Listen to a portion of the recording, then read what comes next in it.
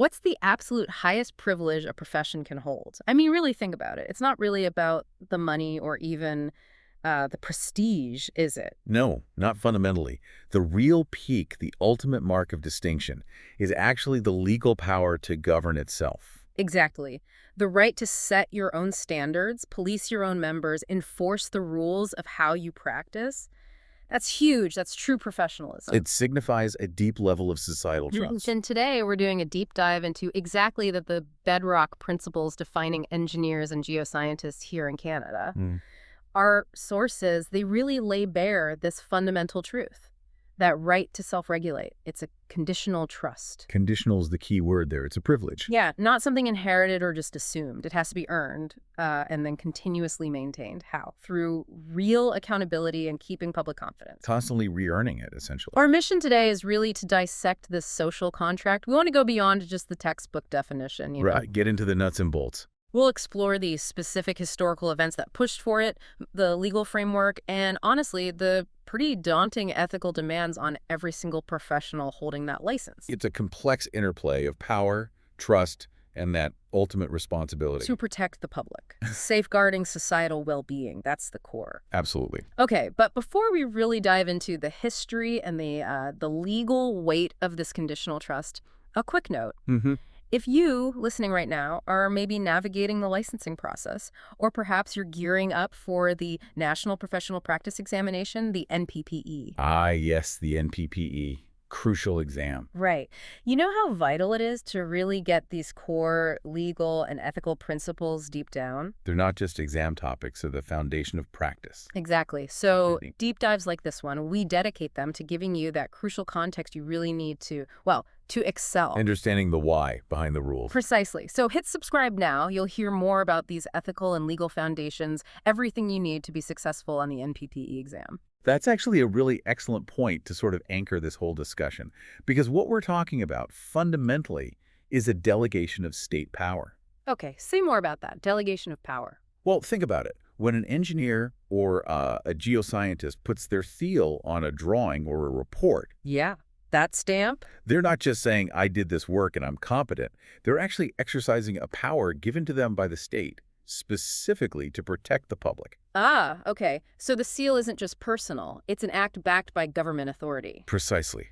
It carries legal weight because the government has entrusted them with that specific function. So to really grasp the scope of this privilege, we need to start with the legal status of these professionals in Canada. Right. How are they defined in law? Engineering and geoscience are specifically defined as self-regulated professions. That immediately sets them apart from, say, trades or other skilled jobs that aren't regulated in the same way. Okay, so it's a distinct category. A very distinct category. And this status isn't just, happenstance. It's a special legal status granted explicitly by provincial and territorial governments. To specific laws, right, like acts. Exactly. Through specific acts of legislation passed by those governments. Okay, let's clarify why that specific legal status matters so much. Yeah. And why is it provincial power? Why not, a national body? Ah, good question. That goes right back to the Canadian Constitution, specifically the British North America Act, which is now called the Constitution Act, 1867. Okay, constitutional roots. Yeah. Under the Constitution, the power to regulate professions and also civil rights within a province. That falls squarely under provincial jurisdiction, Section 92. Ah, okay. That's why it's province by province. That's exactly why you have separate regulatory bodies in each province and territory. You've got APIGA in Alberta, PEO in Ontario, Engineers and Geoscientists, BC. You get the idea. And these provincial acts, they formalize that delegation. The government, the elected representatives, are essentially saying, okay, we're handing over the power to govern your own members to you, the experts in this field. So the government deliberately steps back from direct management. That's the delegation. That's the core idea of delegation in this context. So what powers exactly are we talking about? What does that delegated authority actually let these professional associations do? Things usually reserved for the government. Well, they hold four main, pretty massive areas of authority.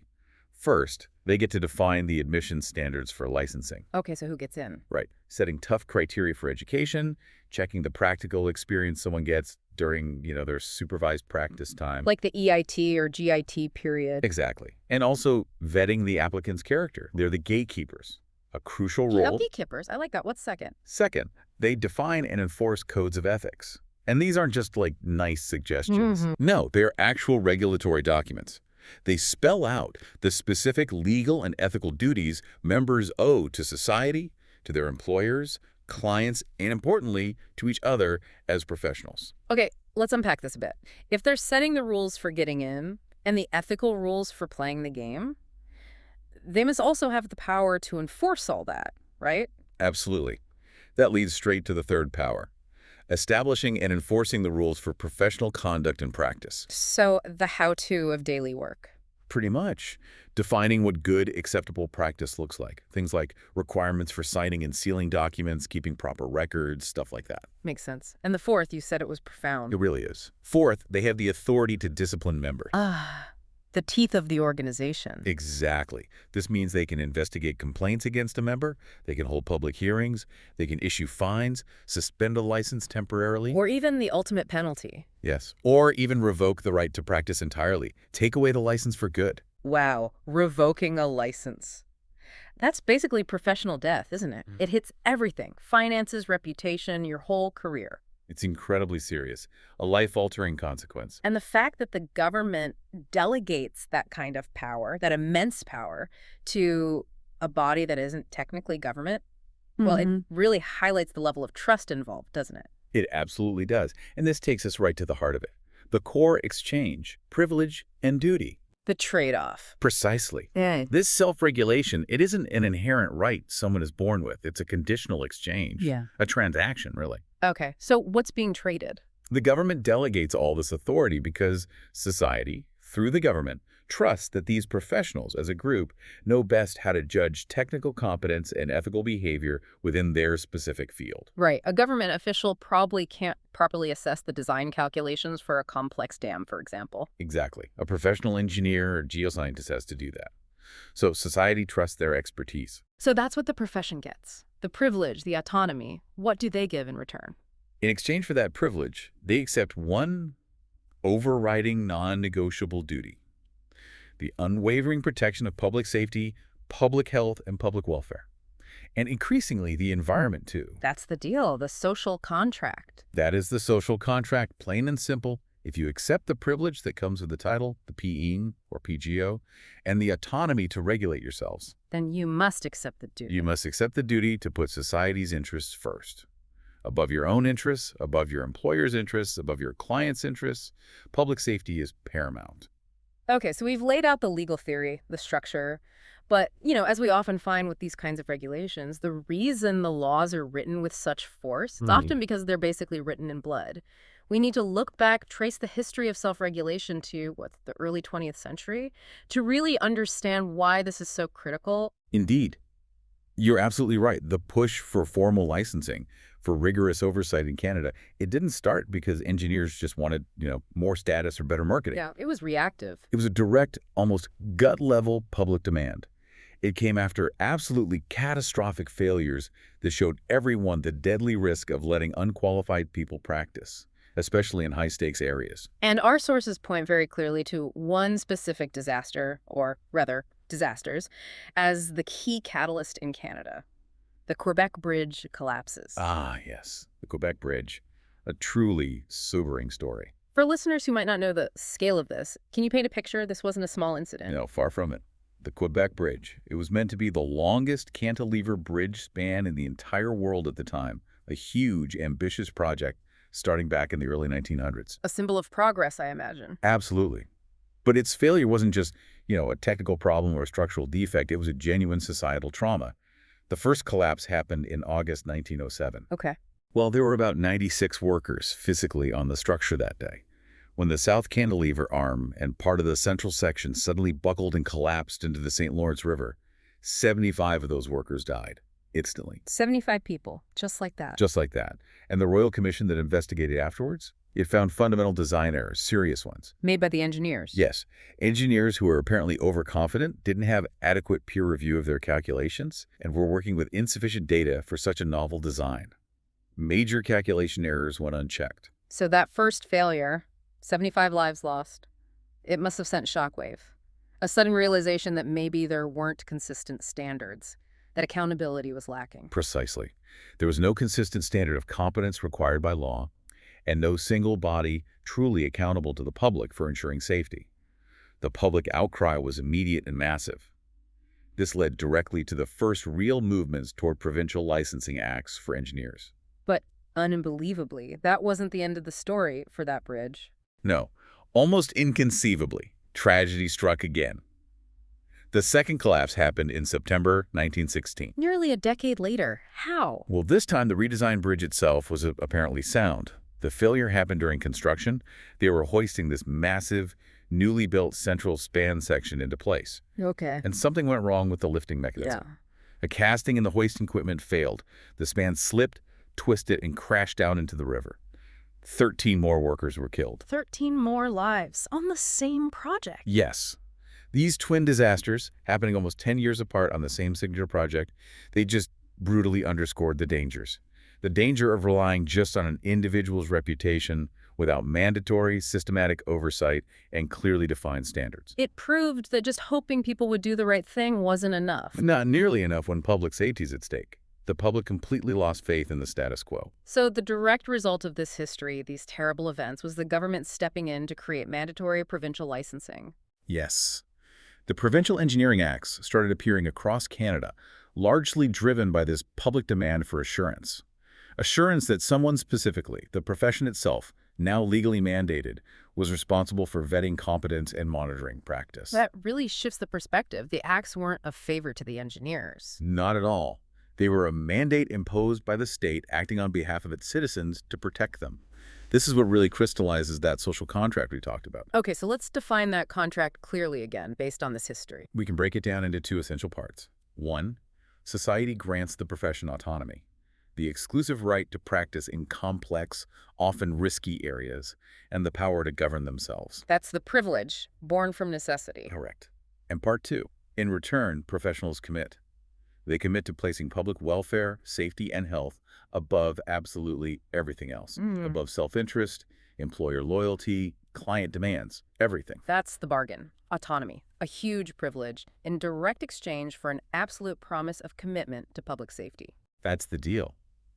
But it sounds incredibly difficult sometimes, doesn't it? Especially when you factor in real-world commercial pressures, budgets, deadlines. Yeah, the pressure must be immense sometimes. It is. And that tension, that's the defining struggle, really, of a professional career. This social contract, it needs constant justification. It's not a one-time agreement. Needs to be proven daily. Exactly. And the analysis here really stresses self-regulation is not permanent. It's not unconditional. It's like a lease, not a deed to a property. A lease, meaning it can be taken away. Precisely. The government, representing society, retains the ultimate authority. If the profession as a whole starts showing signs of widespread systemic issues, negligence, corruption, incompetence that lease can be terminated, the government can step back in. So if the regulatory body today fails to live up to that promise that was essentially born from the Quebec Bridge tragedy, then the provincial legislature can intervene. They could reorganize the regulator, impose stricter government oversight, or in extreme cases, even revoke the right to self-govern entirely. Take back that delegated power. Wow. Okay. So the government always holds the ultimate trump card. Absolutely. They have the power to step back in if public trust is severely broken, which means every single ethical choice a professional makes, it's not just about them. It contributes to the whole profession's standing. Exactly. You're not just policing yourself. In a way, you're constantly re-signing that social contract on behalf of the entire regulatory body, justifying its existence. Right. So, given that this right, this privilege, has to be continuously earned day in and day out, let's look at the systems, the actual mechanisms put in place to maintain that crucial public confidence. Okay, how does the system demonstrate its worthiness? Well, you can think of it as resting on 4 key pillars or demonstration elements that are embedded right into the regulatory framework. 4 pillars. What's the first? The first is fundamental. Element A, ensuring only qualified individuals are licensed. This is that gatekeeping function we mentioned. Right. Controlling who gets the PEing or PGO in the first place. Exactly. And it's not just, glancing at a university transcript. It's a multi-layered assessment. That's so. It involves checking education, usually through accredited university programs. verifying specific supervised work experience, like the standard 4 years often required for engineers. The hands-on part. The practical application. Yeah. And, importantly, assessing character and ethical knowledge. This is often tested through exams, like the NPPE we mentioned earlier. So it's education, experience, and ethics character. All three. The public relies heavily on the regulator to be incredibly rigorous here, to be an unflinching gatekeeper. Okay, that makes sense for getting in. But competence isn't static, right? A license might be held for 40 years. How does the system ensure people stay competent? Excellent point. That takes us to another key pillar, designed specifically to combat complacency and skills fading over time. That's element D, ongoing professional development, CPD, or sometimes called continuing competence programs. Right, the mandatory learning credit. Yeah, exactly. And the key word there is mandatory. It's not optional. Why? Because preventing technical obsolescence, keeping skills sharp, is fundamentally a public safety issue. How so? Well, think about fields like engineering and geoscience.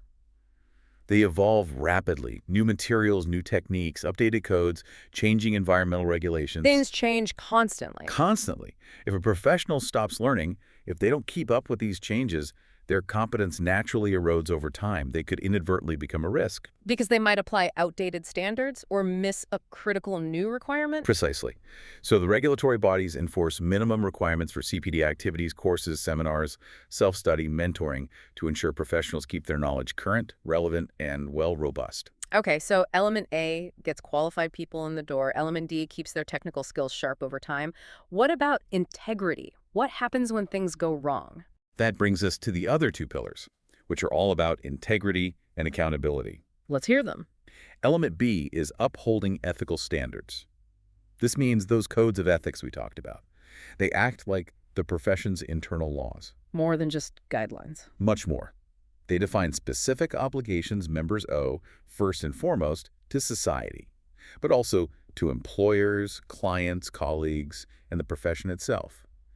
And importantly, these ethical standards often set a higher bar than just standard commercial law or minimum legal requirements. Higher how? Give an example. Okay, well, for instance, the codes typically demand honesty and integrity. This might mean a professional has an ethical duty to reveal a flaw they discovered in their own work, or maybe even in the work of a colleague, even if it's embarrassing or costly. Even if no law strictly forces them to. Exactly. The ethical code might compel that disclosure in the interest of safety or public trust. Okay. And that ties into the last element, dealing with misconduct. Directly. Element C is addressing misconduct transparently.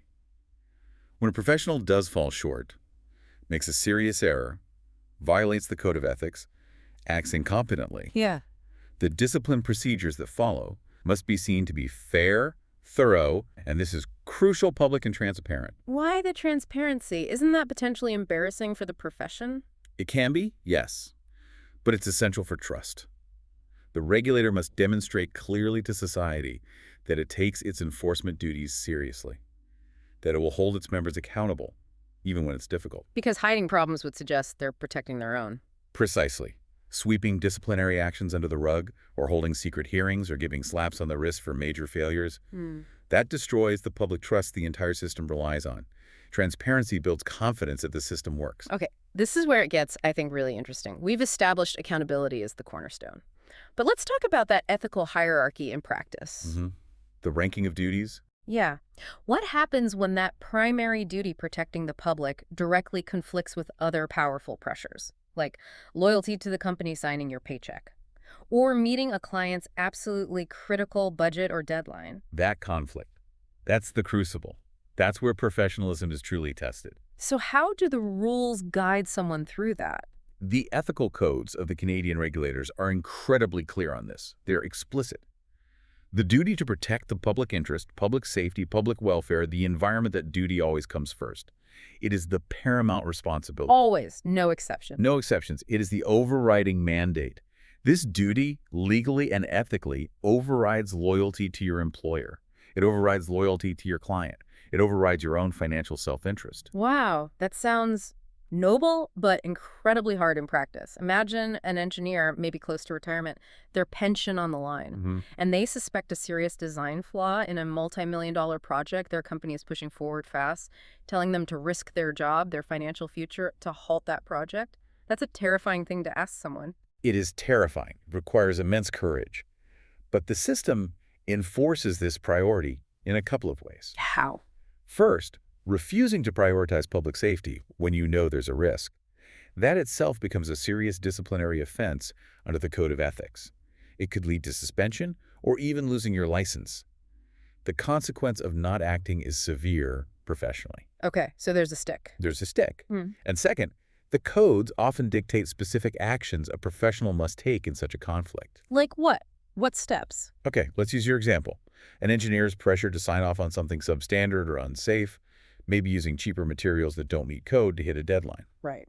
First, they generally have a duty to clearly inform their employer or client, usually in writing, about the risks and consequences of proceeding against their professional judgment. Document everything. Step 1, warn them formally. Step 2. If the employer or client ignores the warning and insists on proceeding with the unsafe action, the professional often must formally resign from that specific aspect of the project, refuse to put their name, their seal, on work they know is dangerous or non-compliant. Step 2, refuse to endorse the unsafe work. Withdraw. Step 3, and this is crucial. Depending on the severity of the risk to the public, they may have a further ethical duty to report the situation, to report the unsafe practice or decision to the regulatory body itself. Ah, the whistleblowing duty. Exactly, invoking the regulator's power to intervene for the protection of public welfare.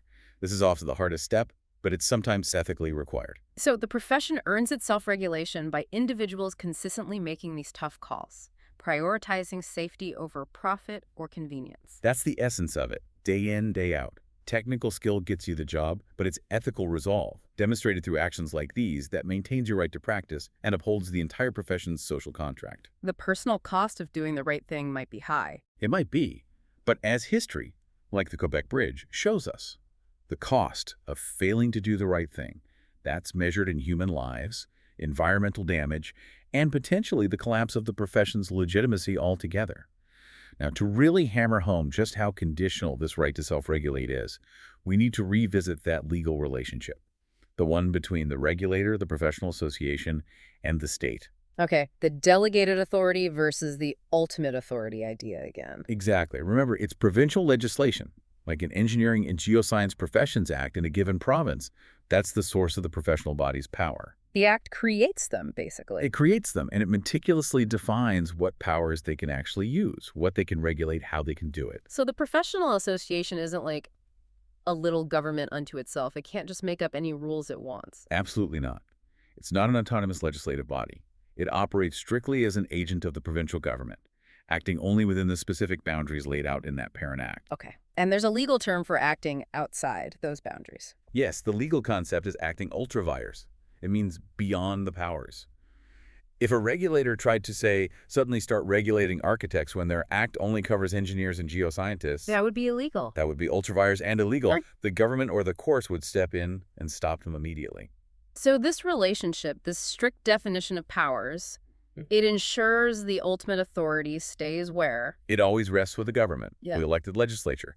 This acts as the ultimate oversight mechanism. And why is that oversight crucial? It guarantees that the professional body doesn't just become a self-serving guild, primarily focused on protecting its own members' interests or incomes. Right. Its main job has to be public protection. By law, its primary purpose must be protecting the public. This whole structure reinforces that core implication. Self-regulation is a trust. It's conditional. And it's maintained only through strict adherence to the act and demonstrating genuine public service. Okay, that distinction helps explain something else. Why professions like engineering, medicine, law, the classic self-regulating ones, are treated so differently in law compared to other highly skilled jobs or trades.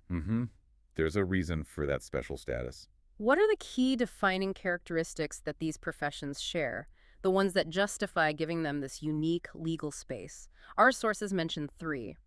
Yes, there are generally 3 recognized characteristics. The first is having an exclusive scope of practice, Meaning? meaning the legislation actually specifies certain activities that only licensed members of that profession can legally perform. To protect the public from unqualified people doing risky things. Exactly.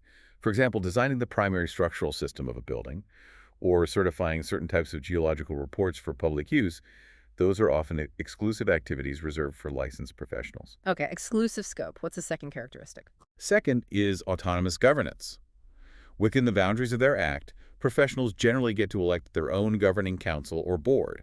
They fund their own regulatory operations through member fees. They set their own technical standards and manage their internal affairs. So a degree of independence. Yes, considerable independence. This allows them to respond quickly and with specialized knowledge to technical issues, often without direct political interference on day-to-day matters. All right.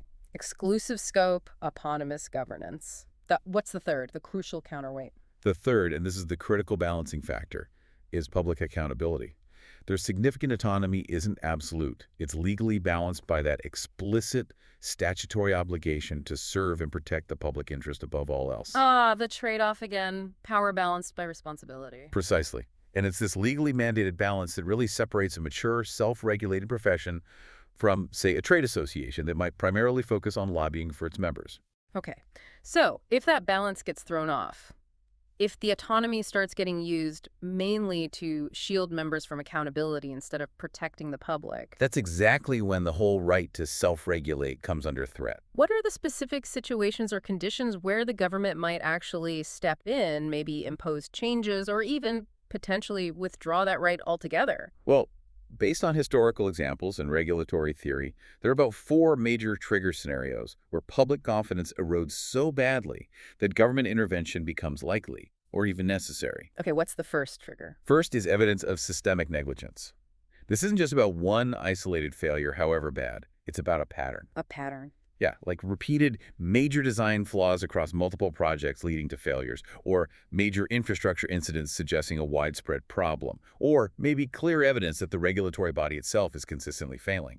Failing to assess competence properly, failing to enforce its own rules effectively. It points to a failure of the system. And what if the regulator tries to hide these problems, keep things quiet?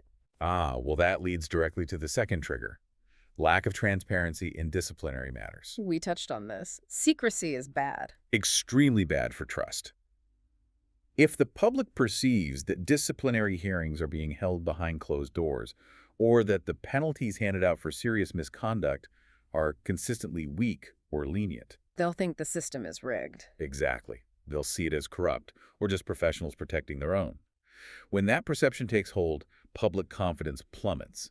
And when public confidence goes, the government's legitimacy in delegating power is threatened, making political intervention much more likely. Okay, systemic failure, lack of transparency. What's third? Third is a really dangerous one. Conflict of interest, particularly between the professional association's regulatory role and the commercial interests of its members or their employers. How might that play out? Well, imagine a scenario where the governing council or board of the regulatory body is heavily dominated by senior executives from the largest engineering or resource companies in the province. Okay, the big players. Now, if under their leadership, the regulator seems to consistently fail to investigate or penalize negligence by those same large corporations, or maybe turns a blind eye to environmental violations they commit. The public will assume the regulator is captured. Precisely. The conclusion becomes inescapable. The regulator is prioritizing corporate profits or member interests over its primary duty to protect the public. That kind of perceived betrayal of the public trust is a direct path towards government stepping in and taking back control. That seems like a really critical balancing act, because often the most experienced people available to serve on the board are from those major firms. It creates an inherent tension, absolutely. It has to be managed very carefully with extremely rigid ethical screens, conflict of interest rules, and often requirements for public representatives on the board. Makes sense. Okay, what's the fourth trigger for losing autonomy? The fourth is essentially resistance to reform or adaptation. If society's expectations change significantly and the profession digs in its heels, refusing to adapt. Like how? Well, for example, if there's a growing societal demand for professions to address climate change impacts robustly in their standards of practice, and the engineering body resists incorporating meaningful climate mitigation or adaptation requirements. Or maybe they resist modernizing rules around diversity, equity, and inclusion within the profession. So failing to keep up with societal values. If the profession seems out of step, or worse, actively resisting necessary evolution that society demands for safety or fairness, the government may feel compelled to impose external regulations to force those changes. Okay, so the overall message here is The analysis is pretty clear. Losing public confidence is basically the same as losing professional legitimacy. Things like integrity, openness, transparency, adaptability, they aren't just soft skills or nice-to-haves. They're essential for survival. They are the absolute existential requirements for preserving that precious conditional right to self-regulate. #TAG conclusion. Wow. Okay. This entire deep dive really underscores something. That professional license, the PE or PGO, it's as much a political document as it is a technical one, isn't it? In a very real sense, yes. It signifies a signed commitment to uphold your end of that social contract. A contract rooted in, well, historical disaster and maintained only by constant daily ethical strength. The synthesis really is powerful when you put it all together. The privilege of being a professional, having that status, it's ultimately defined by trust and integrity, not just by how much calculus or geology you know. Because every decision matters. Every single decision an engineer or a geoscientist makes, whether it's certifying a beam in a new condo building, or analyzing the stability of a slope above a highway, or assessing groundwater contamination. It impacts people's lives. Directly impacts lives, impacts economies, impacts ecosystems. That sheer level of responsibility inherently demands absolute honesty, careful judgment, prudence. And that leads right back to the ethical imperative we discussed. Every single professional, by accepting that license, accepts personal accountability. They're mandated by their code of ethics to report unsafe practices, to maintain competence, and critically, to place the public interest ahead of self-interest, even when, maybe especially when, it means confronting powerful commercial pressures or personal cost. That's the burden, maybe, but also the honor of holding this conditional trust. Well said. And that public confidence, it's not something you achieve once and then coast. It needs continuous renewal. Like keeping a fire going. Exactly. It's a live fire exercise, constantly. It demands competent, up-to-date practice. It demands ethical clarity, even in messy situations. It demands transparency in how the profession governs and disciplines itself. And it demands responsiveness to society's changing needs and values. Because if the profession seems silent or irrelevant on the big issues of the day, like climate resilience or responsible resource development, or infrastructure safety, it risks losing its relevance. And eventually, it could lose its self-governance. Okay. Now, if this whole rigorous analysis digging into the legal framework, the ethical hierarchy, the history, if this is really clicking for you, and especially if you're currently preparing to tackle those crucial legal and ethical sections of the National Professional Practice Examination, the NPPE. Yeah, this is core NPPE material. Absolutely. Then this is really the perfect time to hit that subscribe button. We regularly explore exactly these kinds of complex regulatory topics, aiming to provide the depth of analysis you need to really understand it, not just memorize it. For a successful outcome on the exam, and more importantly, for competent practice afterwards. Exactly. So subscribe now, you'll hear more, and it will help ensure you're fully prepared and successful on the NPPE exam. Definitely worthwhile. So wrapping this up, what does this all mean for you, the listener, maybe a professional or aspiring professional? Well, I think the ultimate measure of how mature a profession is, it's found in that balance. The balance between its independence, its autonomy, and its accountability back to the public. Right. Self-regulation isn't sustained just by the words written in the law books. It's sustained by the thousands of daily ethical choices made by individual professionals. Choices that either uphold or chip away at that collective trust society has placed in them. It's a living thing, maintained by action. So maybe the final thought to leave you with is this. How are you, in your professional capacity, renewing that trust today? And maybe what risk would you be willing to face to uphold that primary duty to protect the public? Something to think about.